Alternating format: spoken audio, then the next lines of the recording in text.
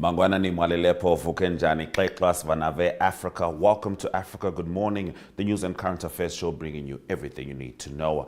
And we begin in Cameroon, where opposition supporters and police clashed as the country heads toward tense elections. We then head to Rwanda's withdrawal from a regional bloc amid friction with Congo. Kenya mourns a blogger who died in police custody, sparking national outcry. We track political shifts in Ivory Coast and rising Russian military influence across the continent. Plus, critical economic news, your Zimbabwe report with Talent Gore, current affairs, sport, and more. Watch AGM on DStv 285, GOtv 25, 1up2.com, and NTV Africa on YouTube. My name is Ashwin Berry. Top story shortly. Taking flight has never been easier.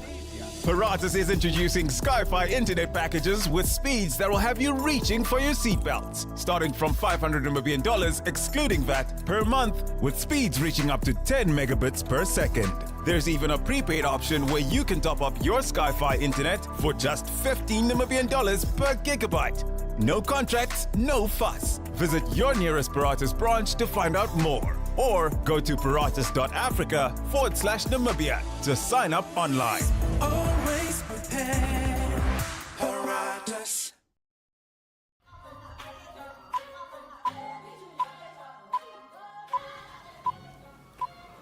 In our top stories, tempers flared in Douala as activists and supporters of Maurice Kamoto's MRC party clashed with security forces who had blocked access to the party's regional headquarters.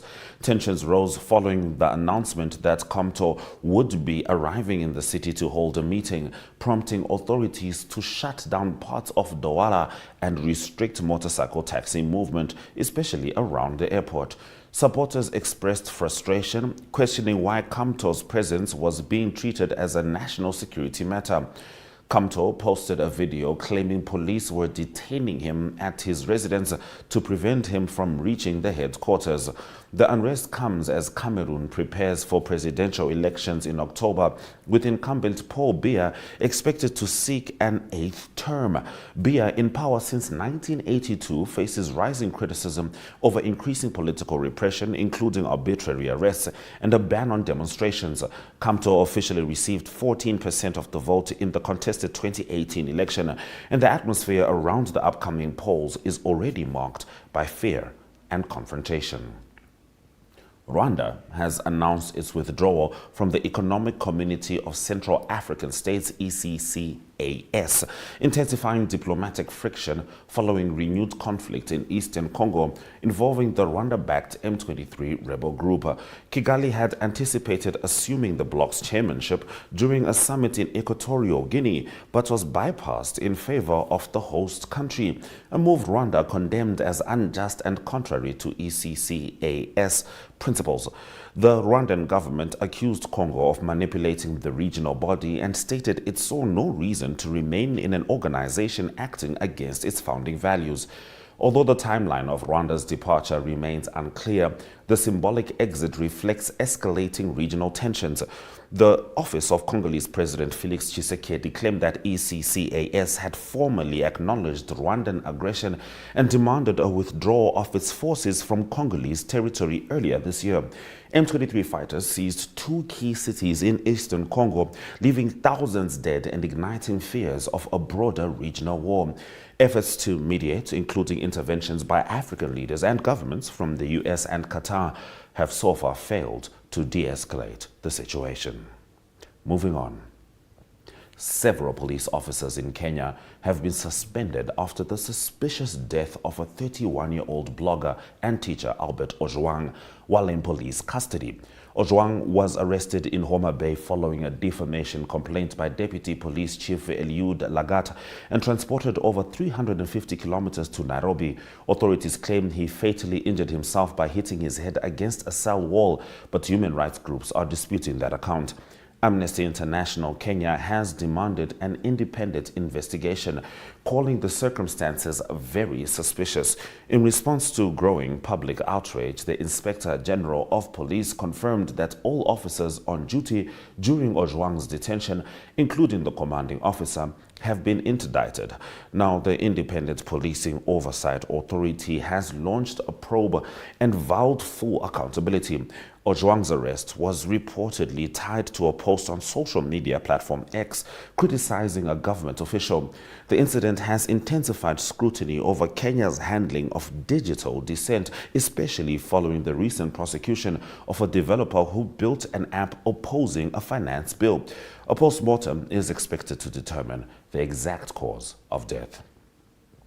Jean-Louis Billon, former Trade Minister of Ivory Coast, has announced his intention to lead the opposition PDCI party in the October presidential election, following the Electoral Commission's disqualification of party leader Tijani Thiam. Thiam, former Credit Suisse CEO, was removed from the electoral list over dual nationality concerns, sparking debates on identity and democracy in the country. In an interview, Billon criticized party officials for mishandling Thiam's candidacy and said he may even consider representing another party. He pledged to lift dual nationality restrictions, citing the global Ivorian diaspora, and emphasized the need for generational change, saying current leaders like President Alassane Ouattara, 83, should step aside. Billon also promised to streamline the civil service, combat corruption, and boost private sector investment. As the nation prepares for potentially tense elections, Billon's candidacy positions himself as a key figure in shaping the opposition's strategy in a politically charged environment. In the last of our top stories, Russia has announced plans to intensify its cooperation with African nations, with a focus not only on economic and investment partnerships, but also in sensitive sectors like defense and security. This comes amid reshuffling of Russia's paramilitary presence, with Wagner Group withdrawing from Mali, while the Kremlin-backed Africa Corps steps in to maintain operations. Kremlin spokesperson Dmitry Peskov emphasized that Russia's growing influence across Africa, including in Mali, the Central African Republic, and Equatorial Guinea, aligns with Moscow's broader strategic goals and will continue despite Western unease. The Africa Corps, reportedly composed mostly of former Wagner operatives, was established following the 2023 mutiny by Wagner's late leaders Yevgeny Prigozhin and Dmitry Utkin. Western powers, particularly France and United States, have expressed concern about Russia's expanding military footprint in Africa. Nonetheless, Moscow is pressing ahead, presenting its involvement as supportive of African sovereignty and development, particularly in contexts where Western influence has diminished or been rejected. Those have been our top stories on Africa Good Morning. Shortly, we'll be talking to Talent Gore about the stories stemming from Zimbabwe. But prior to that, it's the weather.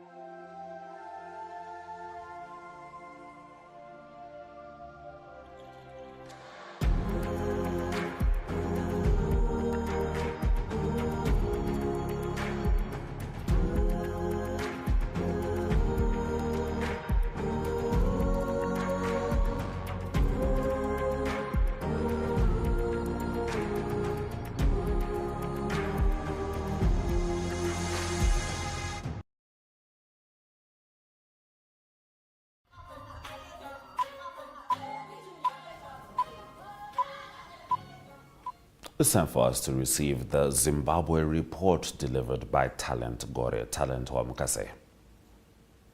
Samkhedukana mamkao mamkese Africa. Welcome back to Africa. Good morning. Now, in your first story, talent, a bogus Mpilo doctor has been jailed for 7 years, and this is over fake prescriptions and scams. You did report on this story when it broke. Yes, I did report on it late last year. And apparently, the 29-year-old man from Bulawayo, who masqueraded as a doctor at Mpilo Central Hospitals, has been jailed for 7 years after duping desperate patients with fake medical services. Taurai Prosper Van Vaone, who went by the alias Prosper Mpofu, was convicted on charges of fraud, impersonating a medical professional, and unlawfully prescribing medication. He was tried in Bulawayo before the Bulawayo magistrate. Although he was sentenced to 84 months in prison, which is 7 years, Van Vaone will serve an effective 42 months, half the sentence, if he restitutes his victims by July 30. The court held that Van Vaone fleeced a nurse aid student of 1,600 United States dollars after promising to facilitate attachment for her at Mpilo Central Hospital. In another case, he issued a prescription containing bizarre instructions involving lactose and fruits, including apples and grapes, a prescription which ultimately raised the suspicion of doctors at the country's second biggest referral hospital. The court ruled that his actions were not only criminal but also endangered lives and tarnished the image of the hospital. This is not his first brush with the law. In 2022, using the same alias, he appeared in court on assault charges where he falsely claimed to be a fifth-year medical student. So he was sentenced to 7 years in prison, but if he restitutes his patients, or his victims rather, by July 30, he will only serve half the term in prison. But as of now, if you can't do that for his victims, you will have to spend 7 years in prison for the crimes he committed. Well, safe to say he'll be having quite a bit of luck in prison. We move on. U.S. cruise line Princess Cruises bans shore leave for Zimbabwean crew in Canada. How did this come about? Well, American cruise line Princess Cruises has suspended shore leave for all Zimbabwean crew members in Canadian ports following a string of desertion incidents during the Alaska cruise season. In an internal memo, the cruise line's vice president said that the decision was made after several people actually deserted the ship when they land in Canada. Apparently, Zimbabweans in particular, they are deserting the cruise ship whilst they are in Canada and they are taking off to stay in Canada. The restriction takes effect immediately and affects all Zimbabwean nationals working aboard Princess vessels operating in Canadian waters. Apparently, or rather, the people who are leaving the ship in Canada, the Princess cruise ship said that desertion poses serious risk to our businesses and the safety of our teammates. He also said the ship also said that we made the difficult decision of we made the difficult decision to suspend shore leave for all Zimbabwean teammates in Canadian ports. We request for your support in implementing this directive with immediate effect. Princess Cruises has ruled out transferring Zimbabwean staff to other regions, but said it would begin scheduling their disembarkment at non-Canadian ports once their contracts end. The company also said it is working with its crew planners and concession partners to reassign future Zimbabwean joiners to ships outside of Canada. Apparently, there are a number of Zimbabweans who are disembarking when they land in Canada, and they actually take off and they go and stay in Canada. They are not going back to their jobs on the Princess cruise ship. So the cruise ship saw it fit to ban, or rather to stop, all Zimbabweans to disembark when they land on Canadian ports, because the number of Zimbabweans who are deserting the cruise ships are quite high. So this is quite sad for Zimbabweans, and it also tells you how the economy in Zimbabwe, rather, or how the people, how Zimbabweans are living in Zimbabwe, because one cannot just think of deserting their job so that they can stay in another country. So this is a very difficult and sad situation for those people who are actually seeking jobs on these cruise ships. It is going. We people, the citizens of Zimbabwe, are saying that this will actually, this will cause other cruises to take a step, or rather to follow suit in what the Princess Cruise has done in regards to banning or stopping Zimbabweans from disembarking the ship at Canadian ports. Well, we'll certainly be looking forward to developments on that story. But for now, Talent, Zimbabwe has issued permits for the culling of at least 50 elephants. Yes, Zimbabwe has issued permits to cull at least 50 elephants on a reserve where there are 3 times more elephants than the habitat can sustain, wildlife authorities have said. The Save Valley Conservancy in southern Zimbabwe is home to roughly 2,550 elephants, whereas it has a carrying capacity of 800 elephants. This was said by the Zimbabwe Parks and Wildlife Management Authority. The conservancy already moved 200 elephants to other reserves over the past 5 years to try to manage its elephant population. Meat from the cull will be distributed to local people to eat, while the ivory from the killed animals will be handed over to the Parks Authority. Well, apparently Zimbabwe is home to one of the largest elephant population worldwide, and climate change has worsened human wildlife conflicts as elephants encroach on areas where people live in search of food and water. So, trying to mitigate the situation, the wildlife has said that they're going to cull 50 elephants, and the meat will be given to the locals who stay in the area where the elephants will be culled. Apparently, apparently, human wildlife to human conflict has over the years increased, especially around the Wange area and Matoposi, those areas where there are wildlife parks. So they're saying that in order to contain that situation, we are going to try to cull the elephants in particular, to ensure that, right now we have the largest number of elephants in Zimbabwe. So the parks, they can't contain the elephants anymore.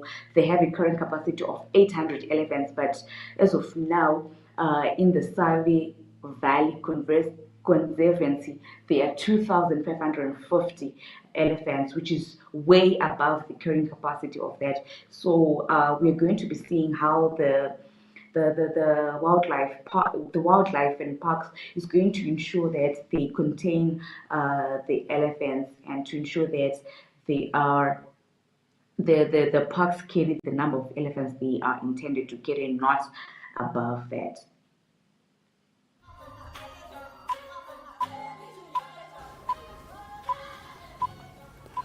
All right, we continue into the sport with Talent Gore. Talent, Zimbabwe's COSAFA hopes are hanging by a thread, and this is ahead of the Mozambique clash. A couple of disappointing results so far. Yes, Zimbabwe's COSAFA Cup survival now hinges on a miracle after a 2-0 loss to South Africa on Saturday at Bloemfontein Dr. Petros Molemela Stadium. The Warriors, stranded at the bottom of Group A with just 1 point, face elimination unless they conquer Mozambique in their final match tonight, and even that may not be enough. The match began brightly for Zimbabwe, but a fifth 5th-minute defensive error handed South Africa a penalty, ruthlessly for an early lead.